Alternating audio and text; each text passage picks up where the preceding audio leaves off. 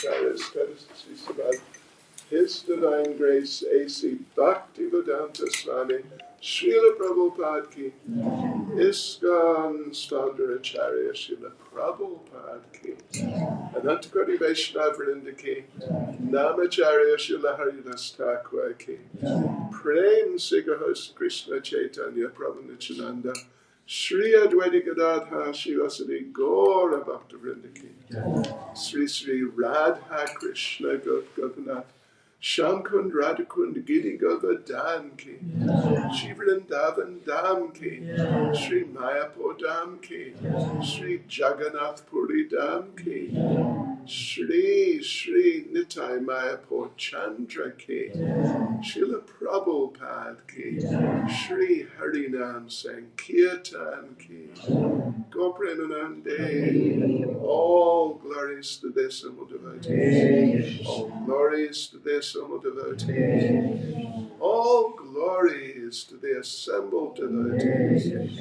all glories to Sri Guru and Sri Gauranga, all glories to Srila Prabhupada.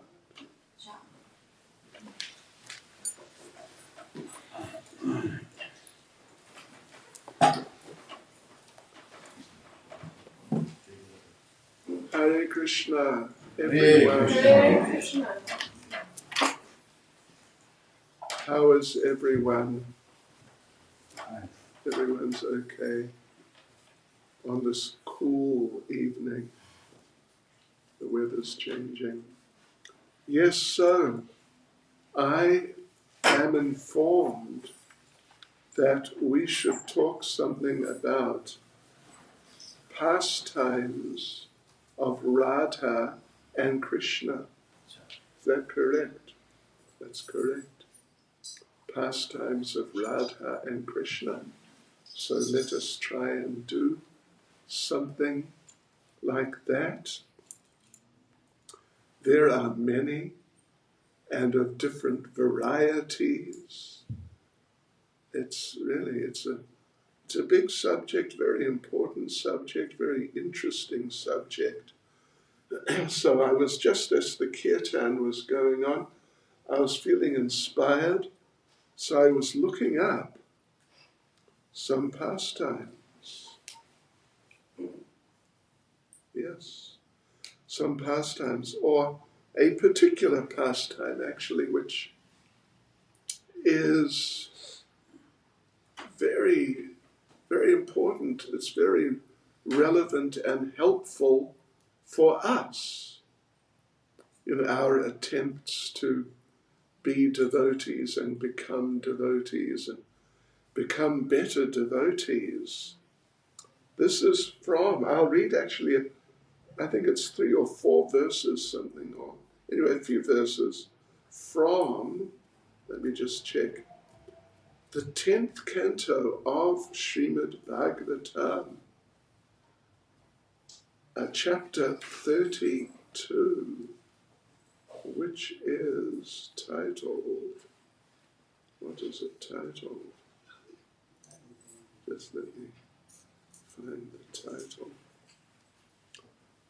It's chapter 32, which is titled The Reunion. Hare Krishna.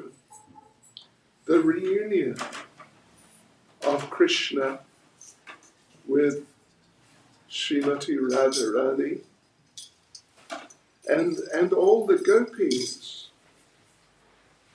It's called the reunion because just before, when they were all gathering for the very famous Rasa dance, suddenly, well, not just gathering, but they'd already started, suddenly Lord Krishna disappeared.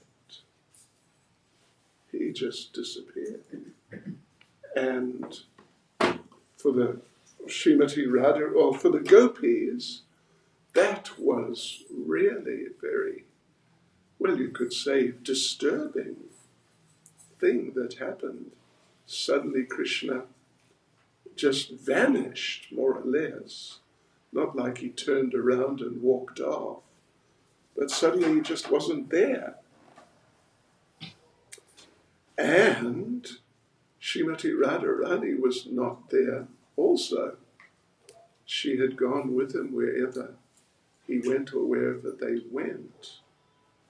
So they followed the footprints in the sand. And they're following, when suddenly they're following their two sets of footprints, Krishna, Srimati Radharani.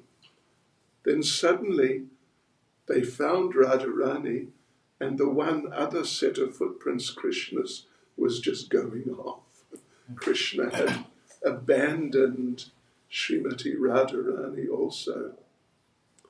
It is a bit of a long story, but there's a particular aspect I want to focus on. First of all, though, please repeat after me. Om Namo Bhagavate Vasudevaya. Om Namo Bhagavate Vasudevaya. Om Namo Bhagavate Vasudevaya. Om Namo Bhagavate Vasudevaya. Om Namo Bhagavate Vasudevaya. Om Namo Bhagavate Vasudevaya. Yes, okay, so what happens is sort of the point we've reached, where we're going to start reading from. What has happened is that Krishna disappeared from the gopis, then he disappeared from Srimati Radharani. And so they're looking, and then Krishna appeared again. So therefore the chapter is called The Reunion. So, but the gopis, Radharani and the gopis, they were feeling a little, what would you say, what would be a suitable term? Not miffed. That's a bit, I don't know, cheap, or it's not as substantial.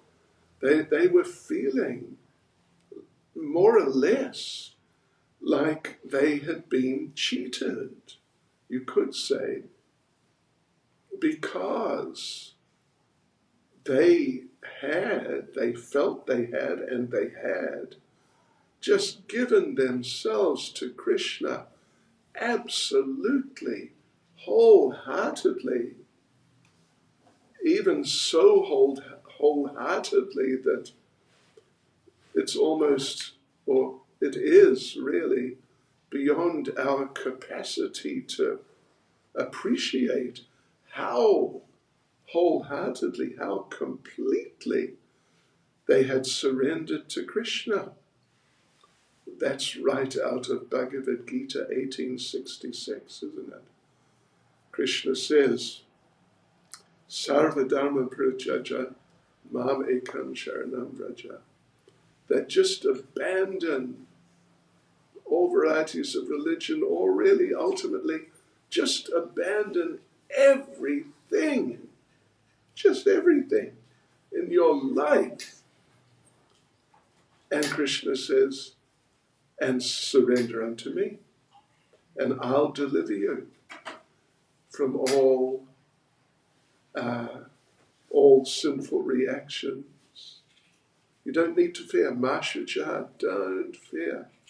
So the gopis had done that, you could say, to the nth degree, if you understand, nth degree means like more than completely, something like that.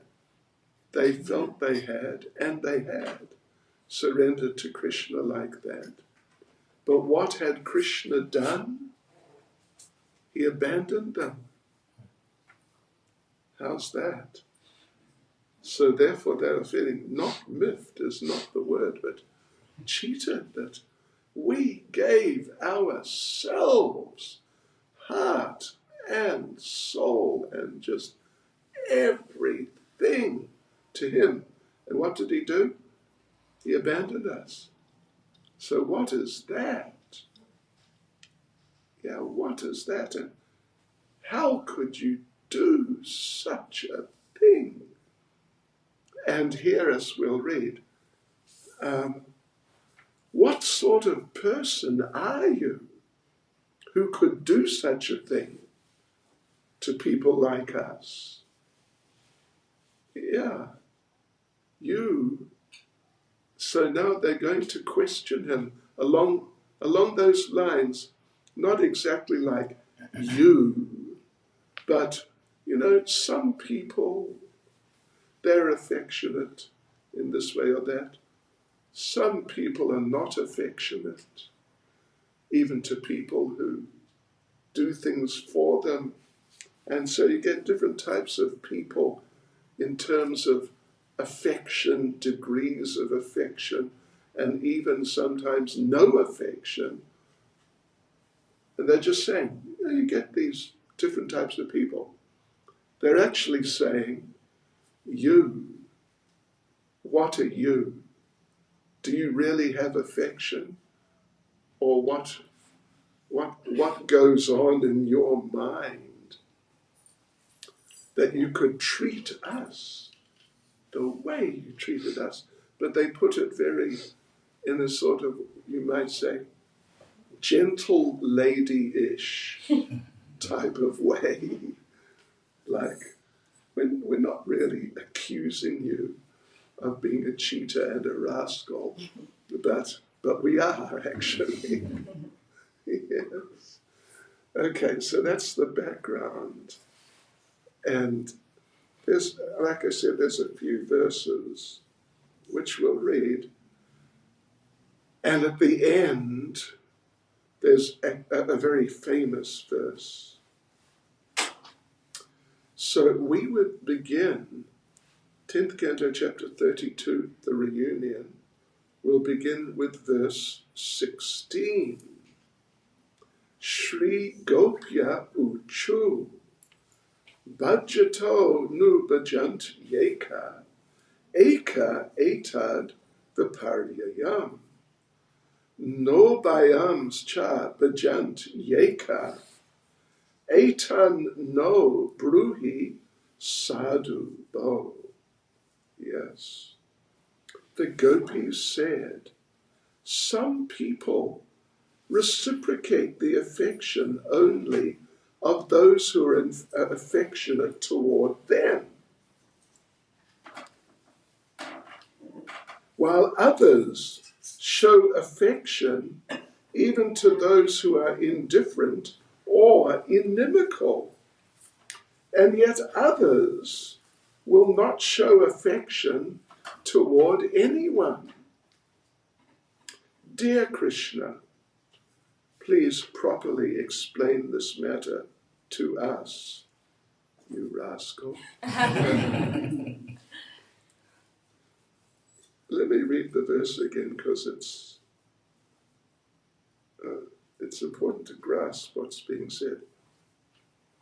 Some people reciprocate the affection only of those who are affectionate toward them, while others show affection even to those who are indifferent or inimical, like us.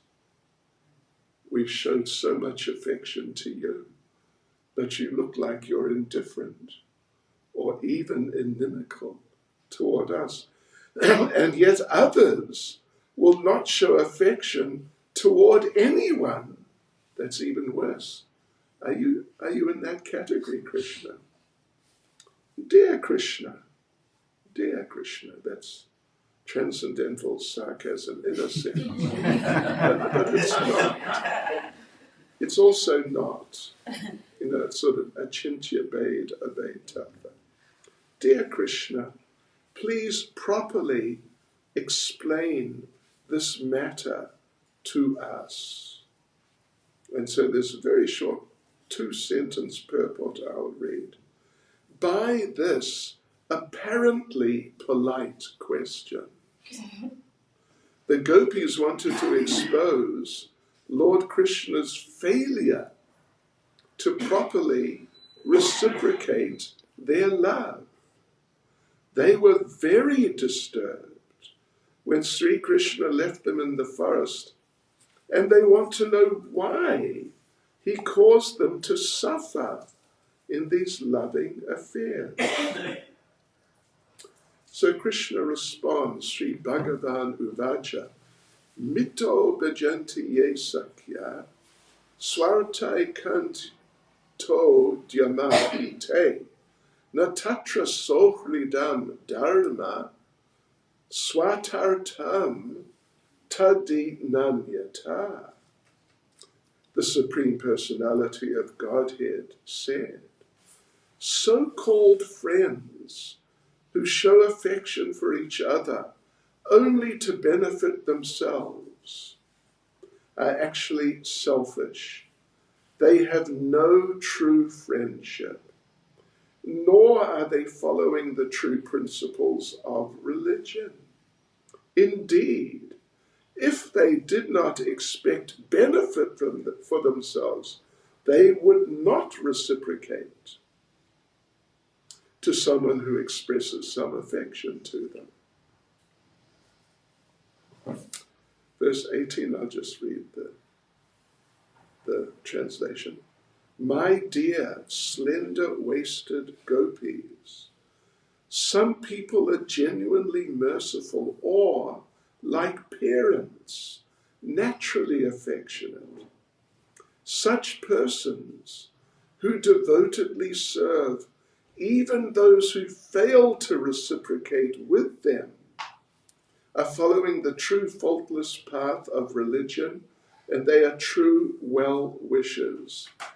And just think that, quite a number of you here are parents, and your little child, for the first however long, doesn't really express, doesn't really reciprocate. Am I right? Yes, ma'am. It's more like a one-way sort of relationship. They cry and things get done for them. And other than that, they sort of pass stool and urine, and that all gets taken care of for them. But it's a one-way relationship for some time.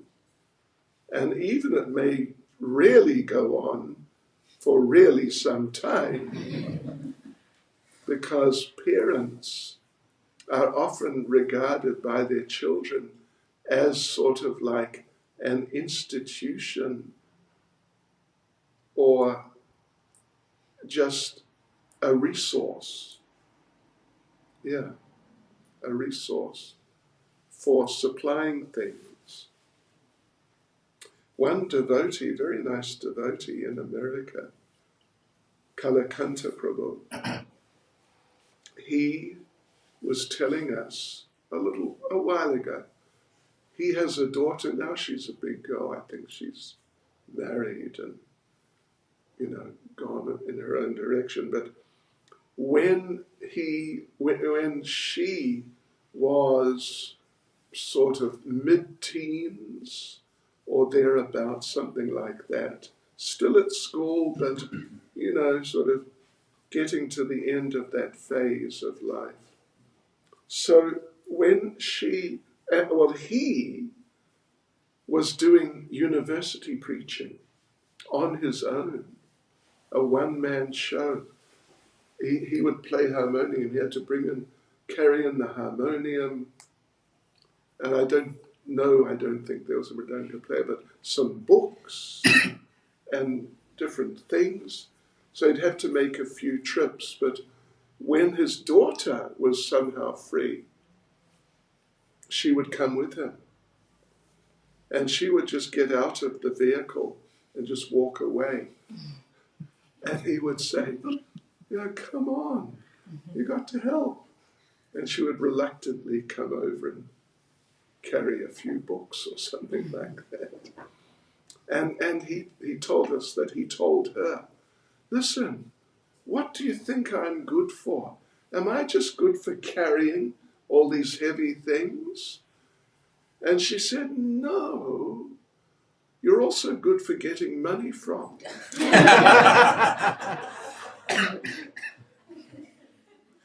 I'm not accusing any youngsters, but this is a true story he told me. So yeah, it tends to be a one-way relationship, particularly in the very early days. It's how can it be anything else? The child is totally incapable of anything like looking after themselves at all. And what to speak of appreciating. Gosh, my parents have done this and that and so many things for me. Wow, I really owe it to them to reciprocate in like seriously reciprocate. Yes. So, parents. Some people are genuinely merciful or, like parents, naturally affectionate. Such persons who devotedly serve, even those who fail to reciprocate with them, are following the true faultless path of religion, and they are true well-wishers. Let's see. So this is Krishna speaking and responding to their question, in which they are really probing him. What are you? What do you do when someone loves you? What do you do? Do you do anything? Or do you just, walk away, not worry about it? Like entitlement. Someone was telling me about some people who were feeling entitled. Food for life recipients. I mean, not all, but some. Yeah, food for life recipients. And the devotees couldn't go one of the days they would normally go. And the people called up like, hey, what do you think you're doing? We're ready for you. Where are you? Like, you're doing something wrong here. But actually they're getting free meals delivered. Yeah. Okay. So Krishna continues, then there are those individuals who are spiritually self-satisfied, materially fulfilled, or by nature ungrateful, or simply envious of superiors. Such persons will not love even those who love them. What to speak of those who are inimical? See, different categories. This is like now, I think, the third category. The category before was those like parents who they just love even people who don't love them and who certainly don't do anything at all for them. Let's see.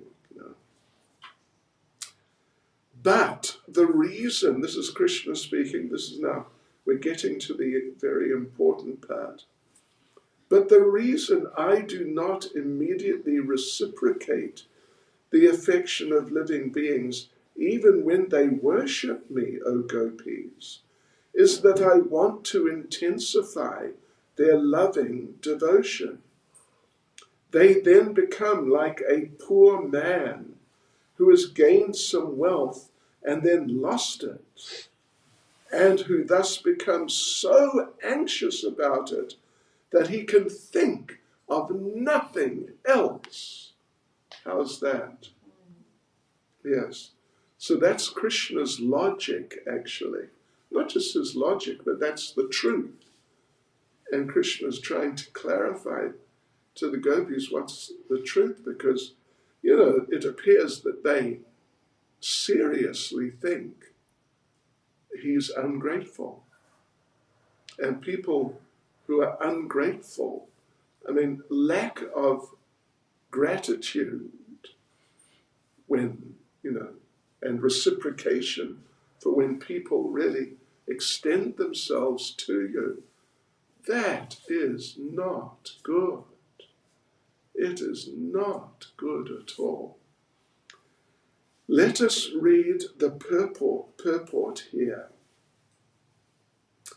Lord Krishna states in Bhagavad Gita, Ye yatam mam prapadyante, tam stataiva bhajamyaham.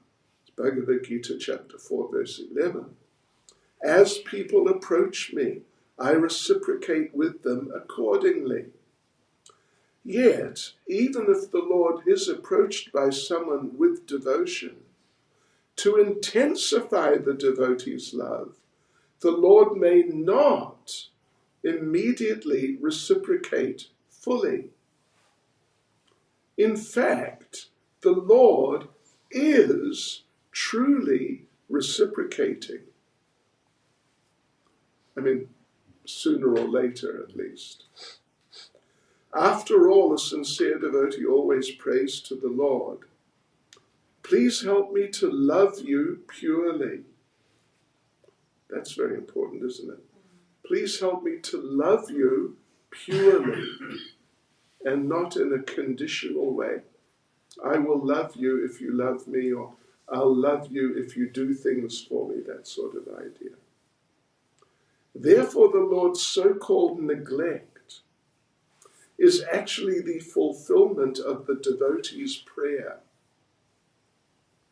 Lord Krishna intensifies our love for him by apparently separating himself from us.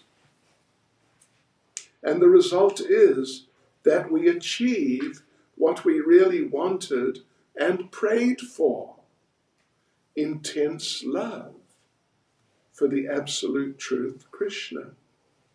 Thus, Lord Krishna's apparent negligence is actually his thoughtful reciprocation and the fulfillment of our deepest and purest desire. Isn't this nice? What do you think? It's really amazing. It seems like that to me. Because we pray. Well, yeah, we should pray. Please help me to love you purely. But to love Krishna actually purely, you don't just sort of do it like that. It's a whole thing to get out of the bad habits in regard to love, which we have developed over many lifetimes in the material world, and trying to love and trying to be loved, and many times sort of being cheated, let down, abused in the name of love. You get the idea? So, therefore, we as conditioned souls, we have a real tendency. It's more than just a tendency. It's like an expectation or a sense of entitlement, you could say, that if I love you, you should love me. And if you don't love me while I'm trying to love you, that's really bad. Yeah, that's really bad. And you are disqualified from being loved. Yes. We mentioned this morning in the class that George Harrison, on YouTube, there is a video of this If you wanted sometime, you could probably look it up. I happened to see it once. George Harrison is talking, he's being interviewed and being asked about his first wife, who ran off with his best friend, his best #1 friend. Yeah. Because the problem is, your best friend spends a lot of time with you. And if you've got a wife, he spends a lot of time with your wife also. So if there's anyone who's likely to run off with your wife, in a sense, it'll be the best friend. And usually that'll be the end of that friendship. What? So anyway, he's being interviewed about it. And they actually remained best friends. Yeah. Yeah. They remained best friends. And so George Harrison was asked, well, the best friend was another very famous musician named Eric Clapton, who's still around nowadays and, highly successful. And so he was asked, so what's your relationship with Eric Clapton like? Trying to get a bit of controversy out, and I want to punch him when I see him. But George Harrison said, oh, we have a very good relationship. We share the same wife.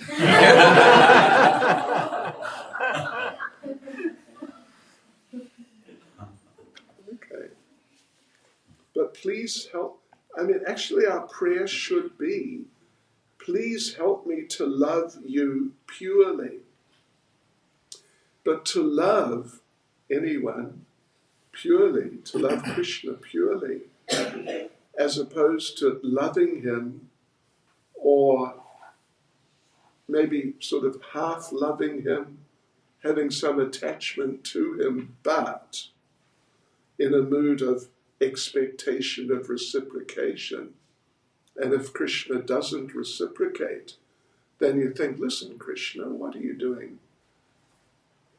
Krishna, you said in Bhagavad Gita, quoted, not quite proper actually, but the devotees are quoting chapter 4, verse 11. Krishna says, as people approach me, I reciprocate with them accordingly. And sometimes Krishna may appear not to reciprocate. And then you, rather than in the mood of loving him purely, that, like the last verse of Shikshastakam, whether you, sort of abandon me or crush me in your embrace, whether you express affection so dramatically, it's just, totally overwhelming, but you're always my worshipable Lord, unconditionally. To come to that point, not easy. So, if Krishna appears not to reciprocate, we should not think, come on, Krishna, you know what you said. Have you forgotten what you said, Krishna? That as people approach you, you reciprocate accordingly. And I'm approaching you, Krishna. I'm trying to do something for you. So, Krishna, pull yourself together, please, and reciprocate accordingly. All right, Krishna, get me. Excuse me. But sometimes devotees think like that. And sometimes if, they get into difficulty and they pray to Krishna, please help me to get out of the difficulty. But the difficulty continues.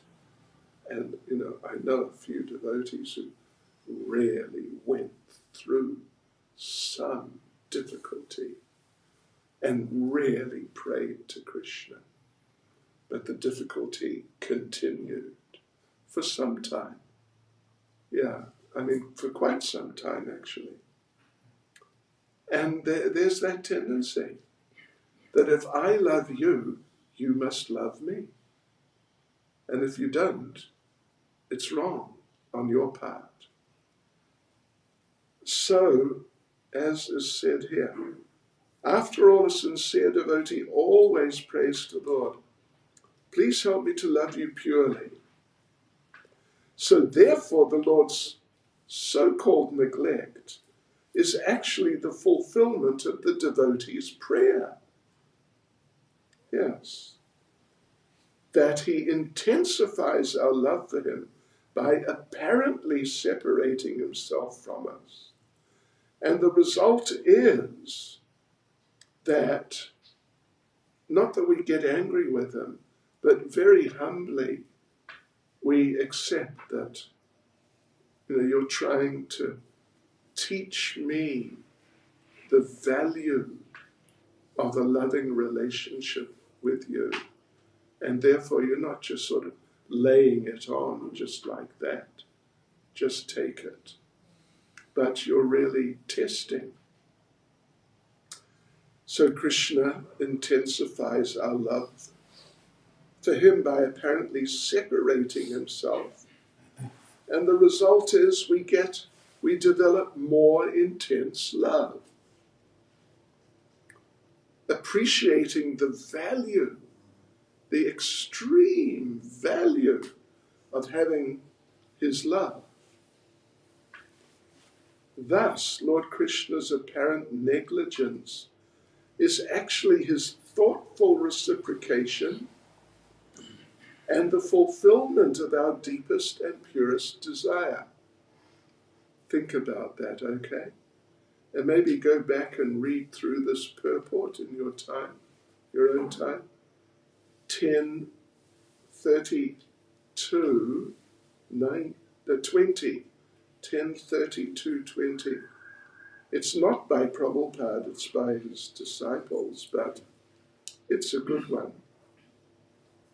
According to the Acharyas, as Lord Krishna began to speak this verse, the gopis looked at one another with squinting eyes, trying to hide the smiles breaking out on their faces. Even as Lord Krishna was speaking, the gopis had begun to realize that he was bringing them to the highest perfection of loving service, because they're already on that level of pure love. They're not like us or, the great majority, or all except the advanced devotees who will love only if loved, or something like that. And if they love, but then they're neglected, well, they just don't appreciate it. Okay, devotees. Next verse. My dear girls, understanding that simply for my sake you had rejected the authority of worldly opinion, of the Vedas, and of your relatives, I acted as I did only to increase your attachment to me. Even when I removed myself from your sight by suddenly disappearing, I never stopped loving you. Therefore, my beloved gopis, please do not harbor any bad feelings toward me, your beloved. Yeah. So the thing is, if we appreciate the value of having a relationship with Krishna and the extreme value of actually being in a loving, reciprocal relationship with Krishna, if we understand that, if we appreciate that, and at the same time, if we have faith in Krishna, that he is not going to let me down, actually. Under no circumstances Is he going to let me down? So therefore, I must not react negatively to, whatever situation he may appear to not reciprocate with us in. If we remember these things and try and cultivate these attitudes and understandings, then we'll make progress in this direction, which is the goal of life, actually. The goal of life is not simply to be one of the devotees in ISKCON Cape Town and chant 16 rounds and take prasadam and have a job and have a family. It's not the goal. I mean, it's a very important step towards the goal, but it's not the actual goal. The actual goal is to come to this point of pure loving devotion for the Lord, in which state, well, as Lord Chaitanya said, whether I make you broken-hearted by not being present before you, even if I do that, but we must always remain dedicated and devoted to him unconditionally and consciously, unconditionally. And we have to work, first of all, we have to grasp these points, at least intellectually. Then we have to try and cultivate them.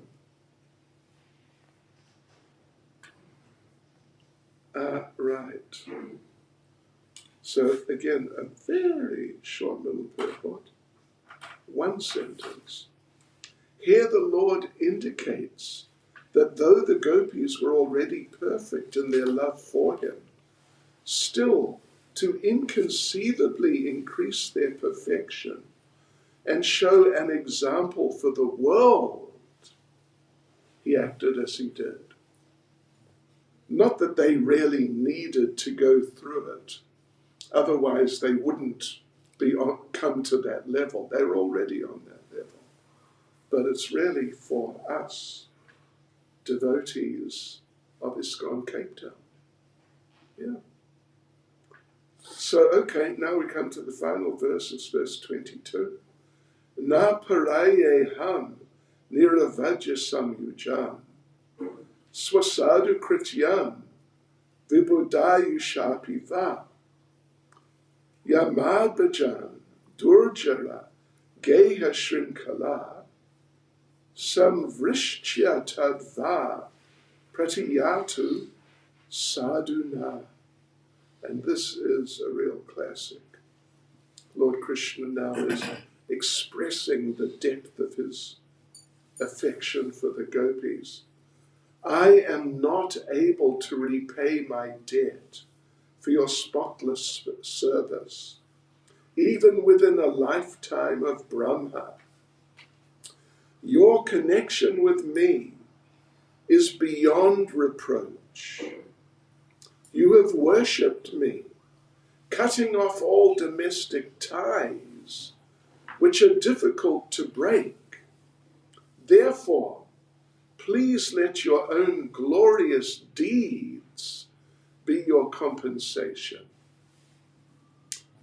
Anyway, think about that. Maybe you're familiar with this verse. It's extremely deep.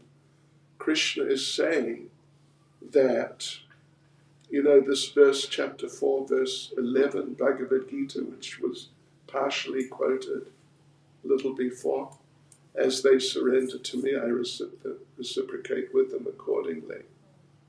Yeah, Krishna's saying that you have, how to put it, you have made me unable to live up to what I've stated in that verse. Yeah. Now, you've made it that I'm a liar. Only in very special circumstances, but still, under those special circumstances, you can say, Krishna, you're lying, because you couldn't reciprocate with the gopis. So what to do, how to reciprocate, how to respond, how to react, how to deal with them. And yeah.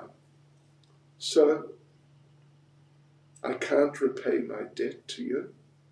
So let your own glorious deeds be your compensation.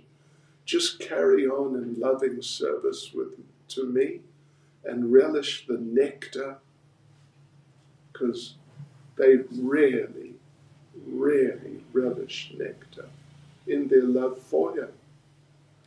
When Krishna in Chaitanya Charitamrita, it's described how when Krishna returned to Goloka Vrindavan, having been here 5,000 years ago, that Krishna was remembering what he did and how it was, and particularly how the devotees in Vrindavan served him.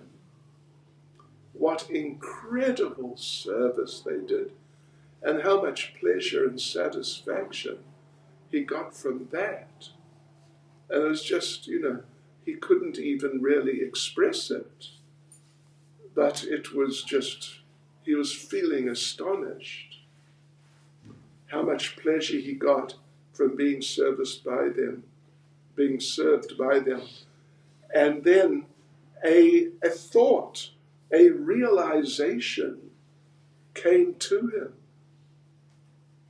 that even though he was so happy being served by them, but they were more happy serving him.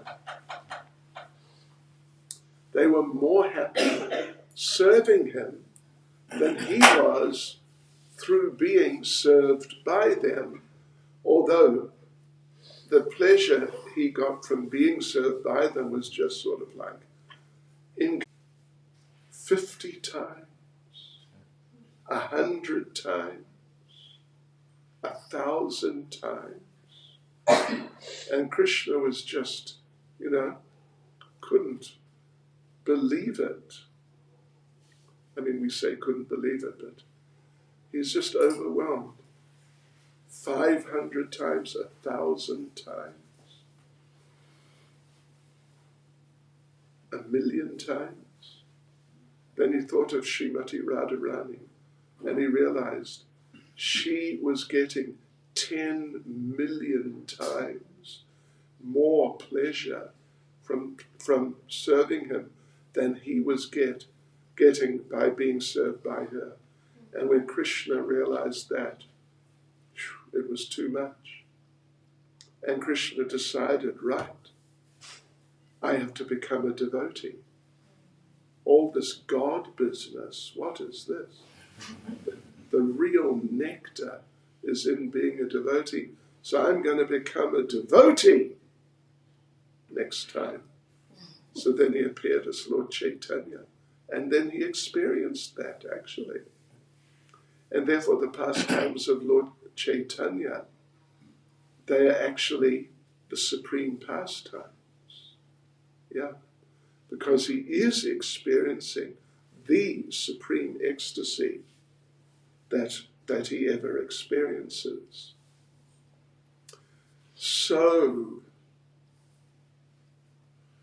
yes, there's I believe it's in Mahabharata, there's a story about Maharaj Yudhisthira sort of confronting Krishna. Yeah, you could say confronting Krishna. Maharaj Yudhisthira came to Lord Krishna and said, "My Lord, I want lots of money."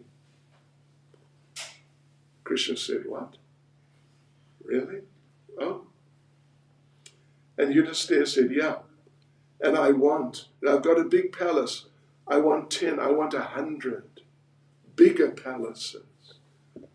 And Krishna said, "Really?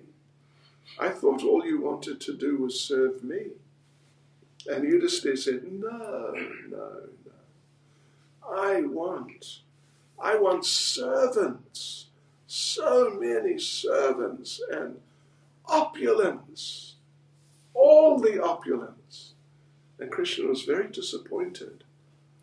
I really thought all you wanted was pure devotional service.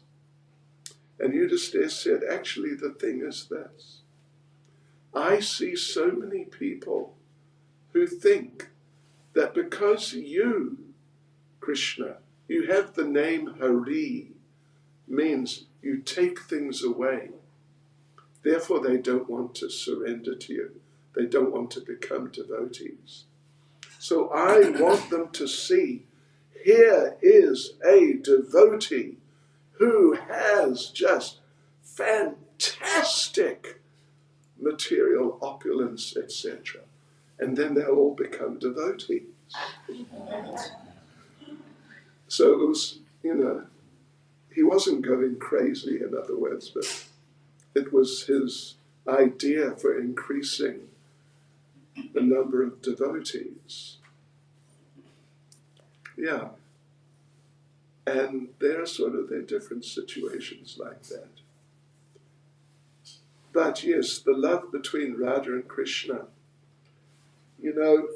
Lord Krishna, after thinking about all of this, how she experiences 10 million times, Krishna then thought of becoming a devotee, ultimately becoming Lord Chaitanya. And he thought there were 3 things he had in mind.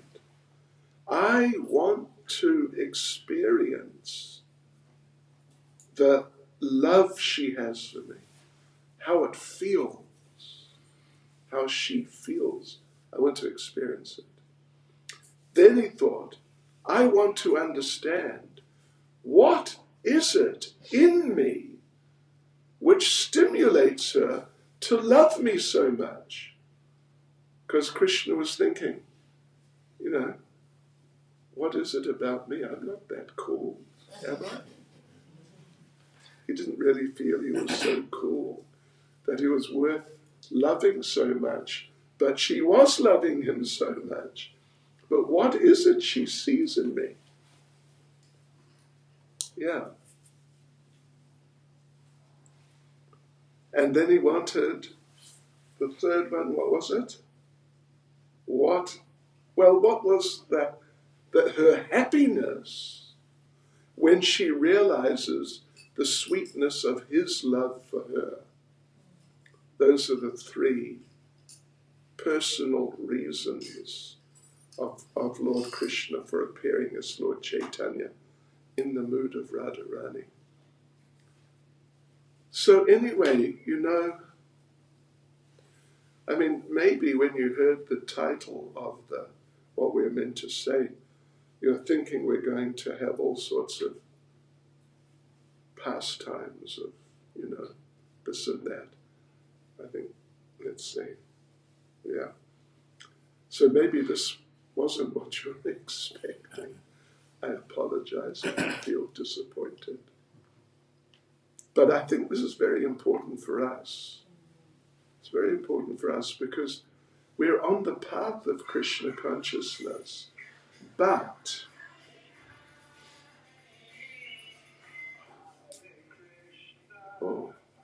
I recognize switch it off.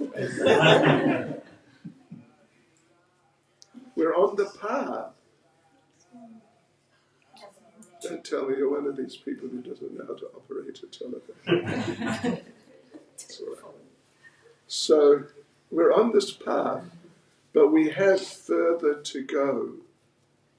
We're not, everyone's an individual, so everyone's in some, their particular situation in Krishna consciousness, and just amongst yourselves, some are more advanced than others, and some are more advanced in certain ways than others, but some of the others may be more advanced in other ways than you. It's quite a complex picture, you could say. But yeah, so all of us, though, we have to move on forward and this, I would say, this is a very interesting type of meditation on this whole situation that we were just reading about. Interesting situation for you to consider in terms of yourself and your own situation in Krishna consciousness, and at least to get a glimpse of what you need, what sort of devotee you need to become to really reach that level. And Krishna, our dear Lord Krishna, among many other things, he's a real character. Oh, he's a real character. And he wants you to get there. He wants you to get there. But in order to help you, not in order to get you there, but in order to help you get there, because you have to get there. And not just that he's going to just carry you all the way, but he'll put you through different tests, or you could say different situations to help, which will, if you respond to them properly, or fairly properly, then they'll help you advance in developing a more pure sense of Krishna consciousness. Yes. So think about it. And I will close by telling you a little story, which, I'm sure some of you have heard before. Just to make up for the lack of, pastime stories, you could say. That one time at Varshana, it was full moon, and Krishna was with Srimati Radharani. It was in the kind of early to middle evening time, night time, and Lord Krishna wanted to really please Radharani and say something to her which would make her think, oh, how sweet, how nice you are. So he's thinking what to say. And he looked up and he saw, oh, look, the full moon. Gee, it looks really beautiful. So he thought, right. So he said to Radharani, your face is so beautiful. It looks just like the full moon. Radharani did not know what to think. She looked at the full moon, and what did she see? The full moon has spots on it. And she thought, he's saying I've got a spot. What an insult to a beautiful girl. So she just walked off. Just gone. And she really walked down to Govardhan Hill, it's a few kilometers away, with Krishna following her and apologizing. And, like that. I didn't really mean it. I was trying to be nice. But she just kept going. And they're walking along the side of Govardhan Hill. And on Govardhan Hill, there was a snake, a cobra, a big one, who was a devotee of Krishna. And seeing this situation, as Radha and Krishna are walking sort of right next to the hill, and the cobra's just up on the side of the hill, the cobra thought, I have to help my Lord. So what he did, he quickly slithered ahead and came down onto the path. And there's Radharani coming along with Krishna, trying to pacify her, unsuccessfully so far.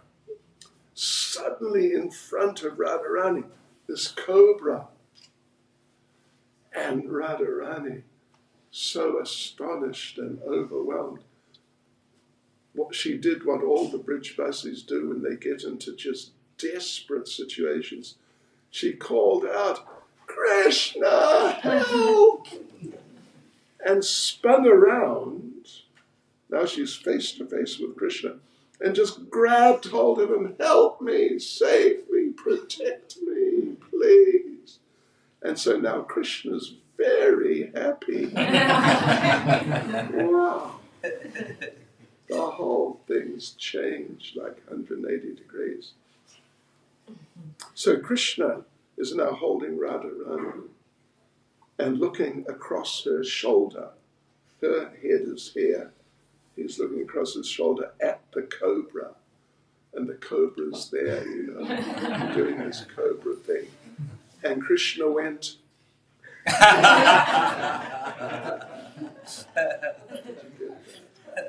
And the cobra went...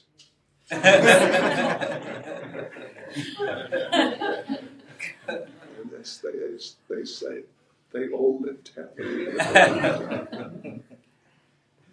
And last thing I'll do, I think I must have done it here, about the, the sidelong glance. You know about the sidelong glances? You know about that? Do you know about that, sidelong glances? You know what a sidelong glance means? It means that the gopis, when Krishna comes home from herding the cows, the gopis want to just look at him and just feast their eyes on him. But their parents are watching. And the parents know that this is what goes on. And the parents want their daughters to be good girls, like really good girls, and not sort of mess around and play around, particularly with Krishna. So they're watching the gopis, they're watching their daughters, really watching them. And so then the gopis, they're just so determined to look at Krishna. They must look at him, but they do it very quickly. They're looking at their mother, and Krishna's over here. And they look at Krishna, but so quickly the mother doesn't even see it. That's called a sidelong glance. So we have to learn how to do this. Anyway, it's sort of a joke, but we have to learn how to do this. So I've been practicing.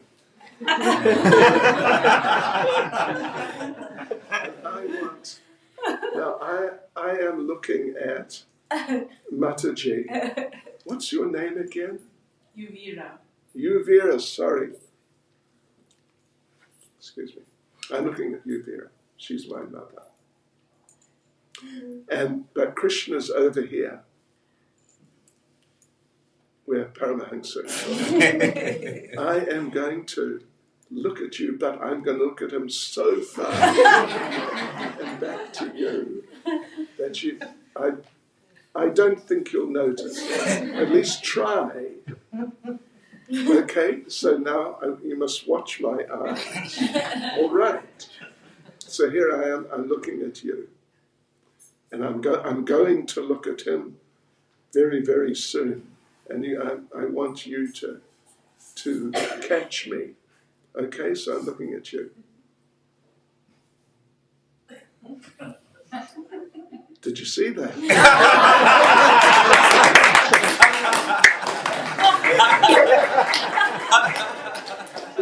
You didn't see that?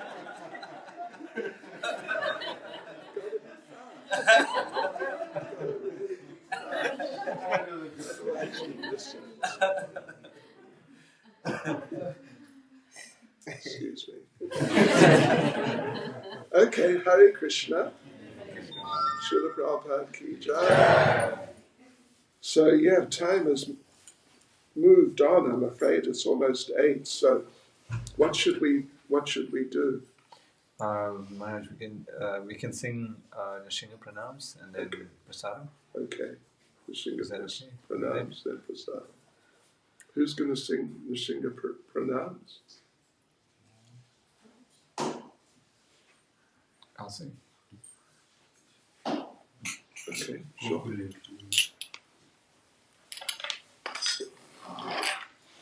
Namaste Narasimhaya.